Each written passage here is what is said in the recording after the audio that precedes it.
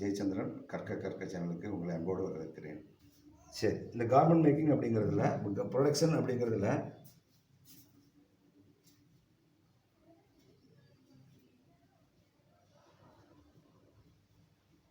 First நீங்கள் என்ன பண்ணுவீங்க? யான் பர்ச்சேஸ் பண்ணுவீங்க. அது எங்கே போகும்? நிட்டிங் போகும். அங்கேருந்து எங்கே போகும்? டையிங் போகும்.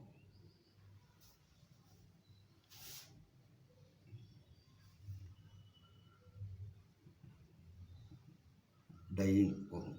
அங்கேருந்து காம்பேக்டிங்,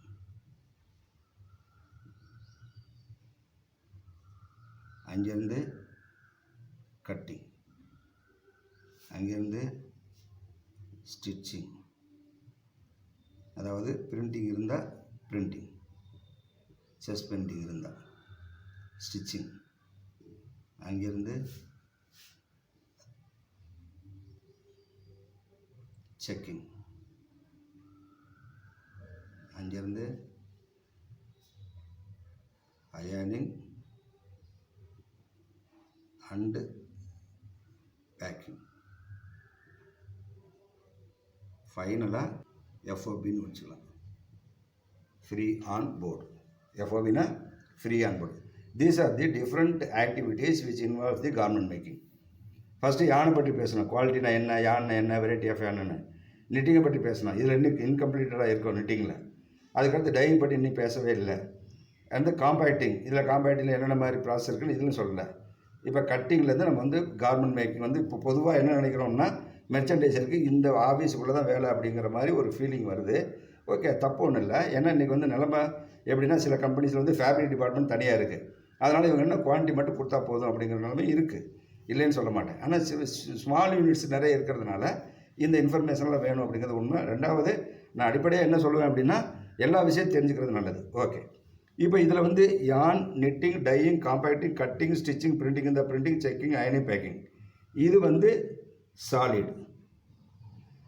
அதே யான் டைடு ஸ்டைப்பாக இருந்தால், யான் டைடு ஸ்டைப்ஸ் அப்படிங்கிற ஃபேப்ரிக்கை பற்றி பேசணும் இல்லையா, அப்படியாக இருந்தால் என்னென்ன மாதிரி ப்ராசஸ் வரும்? ஃபஸ்ட்டு வந்து யூ வில் பர்ச்சேஸ் யான். யான் வந்த உடனே எங்கே போகும்? டையிங், யான் டையிங். அடுத்தது நிட்டிங், அடுத்தது வாஷிங். இந்த வாஷிங் போகாமல் வந்து காம்பேக்டிங் போகாமல் சத்தியமாக போக முடியாது. மைண்ட்லேருந்து எரேஸ் பண்ணிடுங்க. ஏன் அப்படின்னா, வாஷிங் போகாமல் காம்பேக்டிங் போக முடியாது. என்ன ரீசன் அப்படின்னா, வாஷிங் போனது நிட்டிங் பண்ணும்போது யானை வந்து முதல்ல டை பண்ணிவிட்டு, டை பண்ணி நிட்டிங் பண்ணுறதுக்கு முன்னாடி இடையில அந்த டையிங்க்கு முன்னாடி வந்து வேக்ஸ் கோட்டிங் அப்படின்னு இருக்கும். அதாவது அந்த யானில் வந்து வேக்ஸ் அப்ளை பண்ணி தான் நிட்டிங் அனுப்பாங்க, இல்லைன்னா அவங்களால நிட்டிங் பண்ணவே முடியாது. வாஷிங் எதுக்கு போகிறதுனா, அந்த வேக்ஸை கண்டிப்பாக எடுத்தே ஆகணும். அதனால் கம்பல்சரியாக வேக்ஸ், அதாவது வாஷிங் போயே ஆகணும். அதில் மாற்று கருத்தே கிடையாது. காம்பேக்டிங், அடுத்தது cutting, stitching, checking, ironing and packing and FOB, free on board. இது எதுக்கு? யான் டைடு ஸ்டைப்ஸ் அப்படின்னு வரும்போது. இந்த யான் டைடு ஸ்டைப்புக்கு இதுக்கு உள்ள வித்தியாசம் இப்போ உங்களுக்கு புரிஞ்சுக்கணும்னு நினைக்கிறேன். இங்கே யான் பர்ச்சேஸ் பண்ணுறோம். இங்கே சாலிட் கலரில், சிங்கிள் கலர்னு சொல்லலாம், இல்லை சாலிட் கலரில் வந்து எங்கே போகும்? ஃபஸ்ட்டு எங்கே போகும்? நிட்டிங் போகும். ஆனால் யான் டைடு ஸ்டைப் ஃபேப்ரிக்கில் எங்கே போகும்? டையிங் போகும். ஓகே, இங்கே நிட்டிங் போயிட்டு டையிங் போகும், இங்கே டையிங் போய்ட்டு நிட்டிங் போகும், இங்கே டையிங் போய்ட்டு காம்பேக்டிங் போகும், இங்கே நிட்டிங் போய்ட்டு வாஷிங் போகும், வாஷிங் போய்ட்டு தான் காம்பேக்டிங் போகும். These are the difference between solid and யான் டைடு ஸ்டைப்ஸ். சரி, நம்ம இதை பற்றி தெரிஞ்சுக்கிட்டோம். இதில் இன்னும் வந்து பார்த்திங்கன்னா நிறைய ப்ராசஸ் அந்தந்த டைம் வரும்போது நான் வந்து ப்ரொடக்ஷன் இது சொல்கிறேன். இன்றைக்கி நம்ம ஸ்டைல்ஸை பற்றி பார்க்க போகிறோம். அந்த ஸ்டைல்ஸ் எழுதாதவங்க வீடியோ வந்து ரிவைஸ் பண்ணி பார்த்துக்குங்க. ஓகேயா?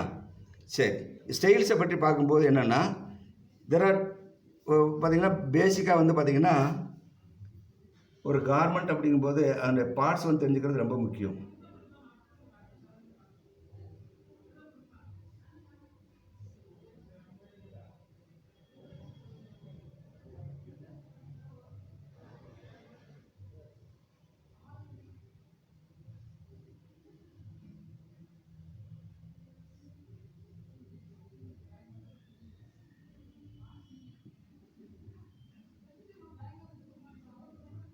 இதுக்கு பேர் ஹை ஷோல்டர் பாயிண்ட். ஹை எழுதுறேன் ஏ ஹை ஷோல்டர் பாயிண்ட். அதுக்கு அடுத்து இந்த பாயிண்டில் இருந்து தான் நீங்கள் மெஷர் பண்ணணும். அதாவது பி இது வந்து ஃபுல் லென்த்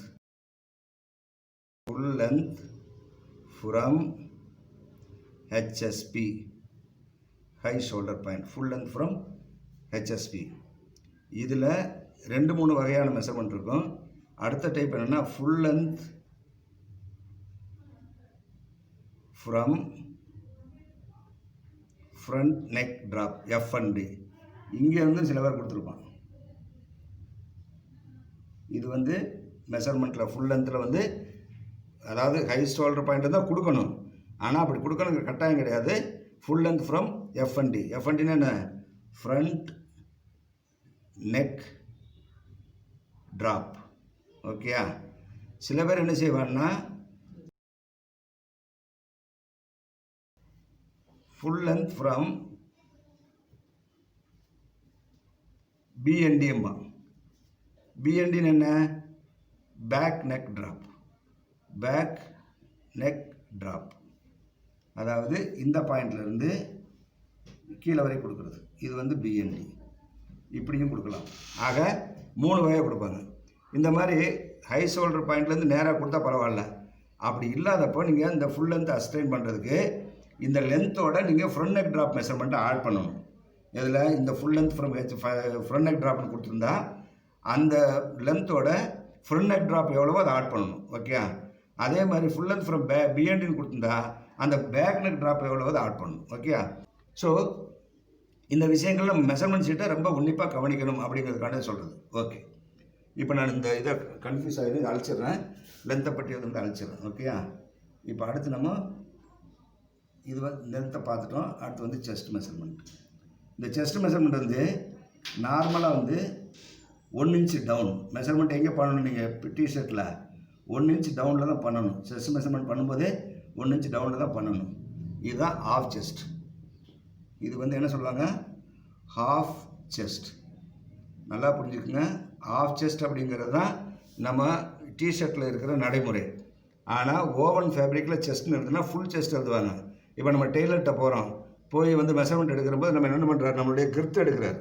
ஆனால் நம்மளுடைய மெஷர்மெண்ட் ஷீட்டில் வந்து ஆஃப் செஸ்ட் இருக்கா ஃபுல் செஸ்ட் இருக்கான்னு பார்த்துக்குங்க. ஆஃப் செஸ்ட்டு தான் கொடுக்கணுங்கிற கட்டாயம் கிடையாது. சில கம்பெனிஸ் ஃபுல் செஸ்ட்டை கூட கொடுப்பாங்க. அதை நல்லா பார்த்துக்குங்க, தெளிவாக படிச்சுங்க. மெஷர்மெண்ட் அது ரொம்ப ரொம்ப முக்கியம். Half chest. சரி, அதுவே லேடிஸ் ஸ்டைலாக இருந்தால் இப்படி வந்து இங்கே வர்றது வந்து வெயிஸ்ட். அது பேர் என்ன சொல்லுவாங்க? வெயிஸ்ட். அதாவது லேடிஸ் ஸ்டைலாக இருந்தால்.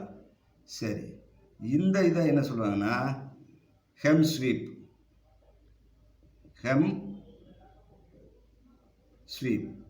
அப்படின்னா இந்த ஹெம்மினுடைய அகலம், அதாவது இந்த மெஷர்மெண்ட். நீங்கள் வந்து சில நேரங்களில் சார் இதுக்கு வந்து அதே செஸ்ட் மெஷர்மெண்ட் தானே இருக்கும். இல்லை, கட்டாயமெல்லாம் ஒன்றும் கிடையாது. இந்த மெஷர்மெண்ட் வந்து இப்படியும் வரலாம், இங்கே வரைக்கும் கூட வரலாம். வந்து உங்களுக்கு கார்மெண்ட் ஃபினிஷ் ஆகலாம். இப்படி வந்து இப்படி வரலாம் இல்லையா? வர வாய்ப்பு இருக்குல்ல. ஸோ அதனால் வந்து இப்படி தான் இருக்கணுங்கிற கட்டாயம் கிடையாது. ஹெம் ஸ்வீப்புங்கிறது எவ்வளவு செஸ்ட் மெஷர்மெண்ட்னா ஓகே. இல்லைன்னா நம்ம என்ன பண்ணிக்கணும்? அதுக்கு தகுந்த மாதிரி எப்படி நம்ம ப்ரோக்ராமில் போகணும், அதாவது மெஷர்மெண்ட்டை கரெக்ட் பண்ணி நான் சொல்கிறேன் உங்களுக்கு. ஓகே? ஹெம் வந்து செஸ்ட் மெஷர்மெண்ட். சரி,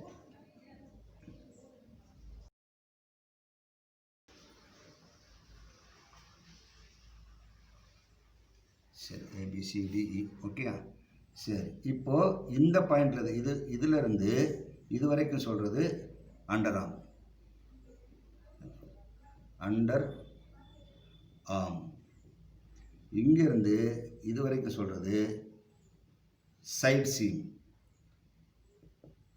சைடு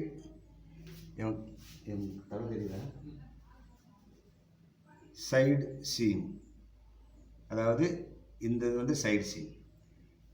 இந்த பாயிண்ட்ல இருந்து இந்த பாயிண்ட் வரைக்கும் சொல்கிறது across the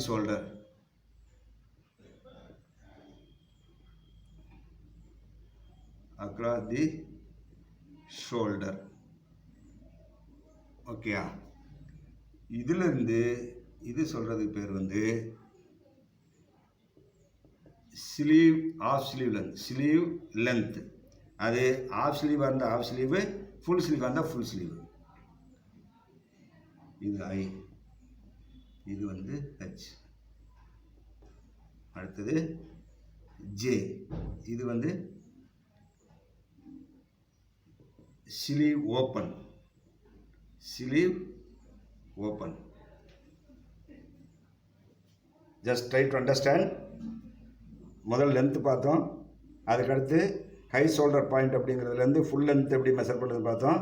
of chest, waist எங்கே இருக்கும், ஹெம் ஸ்வீப்னா என்ன, அண்டர் ஆர்ம்னா என்ன, சைட் சீம்னா என்ன, across the shoulder measurement, sleeve லென்த்துங்கிறது என்னது, ஸ்லீவ் ஓப்பன் அப்படிங்கிறது எங்கே இருக்கும் அப்படின்னு பார்த்தோம். அடுத்தது இந்த கே, இது வந்து ஆர்ம் ஹோல். சில பேர் ஆர்ம் ஹோல் ஸ்ட்ரெயிட்னு கொடுத்துருப்பாங்க, இல்லைன்னா ஆர்ம் ஹோல் இன் கர்வ் அப்படின்னு இருக்கும். கர்வ்னு என்ன அர்த்தம், இந்த கர்வில் லென்த் அது ஸ்ட்ரெயிட் கொடுத்துருப்பாங்க. நார்மலாக ஸ்ட்ரெயிட் தான் கொடுப்பாங்க, சில பேர் வந்து கர்வ் கொடுப்பாங்க. Okay, arm whole. சரி, இந்த இடத்துலேருந்து வரும்போது நான் கொஞ்சம் பெருசாகவே காட்டுறேன்.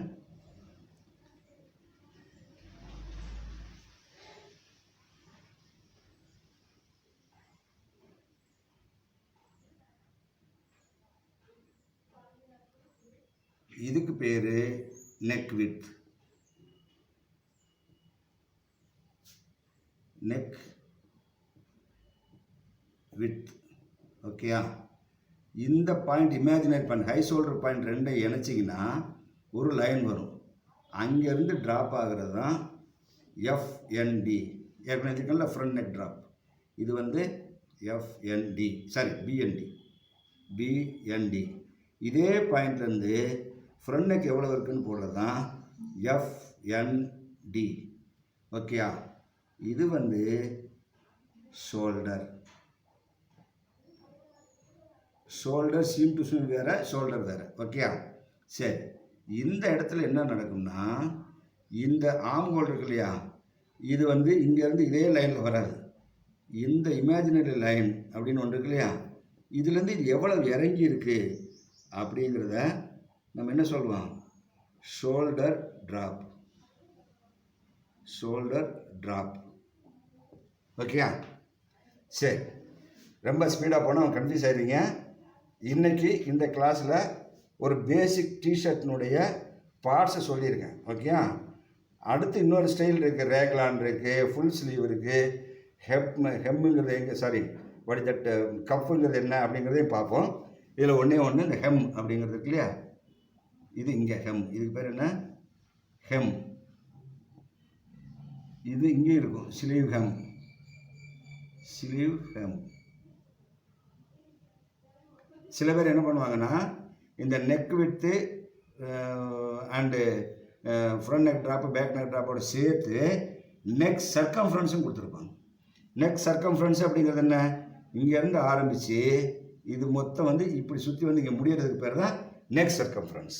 அது எங்கே தேவைப்படும் அப்படின்னா, இந்த ஹை நெக் வைக்கிறாங்க இல்லையா, ரிப்பிலே பார்த்தீங்கன்னா ஹை நெக் அப்படின்னு சொல்லுவாங்க. அதாவது 5 சென்டிமீட்டருக்கு மேலேயே ரிப்பு இருக்கும். இப்படி எடுத்து விடுவாங்க, வேணால் மடித்து விட்டுக்கலாம். 10 சென்டிமீட்டர் இருக்கும் ரிப்பு, எடுத்து விட்டால் இங்கே வரைக்கும் வரும். அதாவது நம்மளுடைய சின் வரைக்கும் வரும். அங்கே மடித்து விட்டு நம்ம இந்த ஊட்டி, கொடைக்கானல் மாதிரி இடங்களில் பார்த்தீங்கன்னா அந்த குளிருக்கு வண்டி போடுவாங்க, கழுத்தெல்லாம் மறைச்சி மேலேருந்து மக்கிக்க போட்டுருவாங்க. அந்த மாதிரியான பர்பஸுக்கு ஹை நெக் அப்படின்னு சொல்லுவாங்க. அந்த ஹை நெக் வரும்போது என்ன ஆகும், உங்களுக்கு ஆட்டோமேட்டிக்கலாக உங்களுக்கு வந்து நெக் சர்க்கம்ஃபரன்ஸ் கொடுப்பாங்க. ஃப்ரண்ட் நெக் ட்ராப், பேக் நெக்கோட சேர்ந்து நெக் சர்க்கம்ஃபரன்ஸும் கொடுப்பாங்க. So these are all body parts அப்படிங்கிறத விட டிஷர்ட்னுடைய பார்ட்ஸ். டிஷர்ட்னுடைய பார்ட்ஸ் இது மெயினாக ஒரு மெர்ச்சன்டைசருக்கு முதல்ல ஆர்டர் ஷீட்டை ரீட் பண்ணுறதுக்கு இது மெயினாக தெரிஞ்சிருக்கணும். Those are in the field no problem. Those are new to this field try to understand. நீங்கள் முதல்ல வந்து எப்படி வந்து டிஷர்ட் அளக்கணும், அதனுடைய பார்ட்ஸ் என்ன அப்படிங்கிறத தெரிஞ்சுக்கிட்டு தான் நீங்கள் வந்து, ஏன்னா ஆர்டர் ஷீட்டை தெளிவாக படிக்க தெரியணும். முதல்ல அந்த ஆர்டர் ஷீட்டை தெளிவாக படிக்கிறதுக்கு பார்ட்ஸ் ஆஃப் தி கார்மெண்ட் நமக்கு ரொம்ப முக்கியம். இதை பார்த்துங்க. நாளைக்கு ஒரு பேண்ட்டோ இல்லை வந்து ஃபுல் ஸ்லீவ் ரேக்லான்னு எதுக்காவது ஒரு பார்ப்போம். பார்த்துட்டு அதுக்கு பிறகு எங்கே போக போகிறோம், ஒரு ப்ரோக்ராமிங் எப்படி வந்து யான் ரிக்வயர்மெண்ட் கால்குலேட் பண்ணுறது. ஒரு ஆர்டர் வந்துச்சுன்னா, ஒரு பெர்சியூபிள் ஆர்டர் ஷீட் ஒன்று வந்துச்சுன்னா அதுக்கு எப்படி யான் கால்குலேட் பண்ணுறது, அது சரியாக போகுமான்னு எப்படி கனெக்ட் பண்ணுறது, இது பண்ணுறது, ஃபேப்ரிக் வந்துருச்சு எவ்வளோ வேஸ்டேஜ் எல்லாம் போக சரியாக பண்ணி பார்க்குறது, ஒவ்வொரு ஸ்டெப் பை ஸ்டெப்பாக பார்ப்போம். நான் ஏற்கனவே ஆரம்பிச்சு சொல்லியிருக்கேன், சப்ஜெக்ட் இஸ் வெரி வைடர். நம்ம வீடியோவில் பார்க்கும்போது கொஞ்சம் பொறுமையாக பாருங்கள். நீங்கள் ஒன்றை படிச்சுட்டு அட்வான்ஸில் திங்க் பண்ணாதீங்க. நீங்கள் உடனே ரேகுலனுக்கு எப்படி சார் போடுறது அப்படின்னா, it's very difficult to tell all at one time. ஒரு பிஹெச்டி பண்ணுறவனே 2 வருஷம் தீசிஸ் எழுதி தான் பண்ணுறான். ஒரு +2 படிக்கிறவன் படிச்சு தான் எழுத முடியும். ஸோ அது மாதிரி கொஞ்சம் ஸ்லோவாக லேர்ன் பண்ணுங்கள், பட் கரெக்டாக லேர்ன் பண்ணுங்கள். Thank you very much. நன்றி.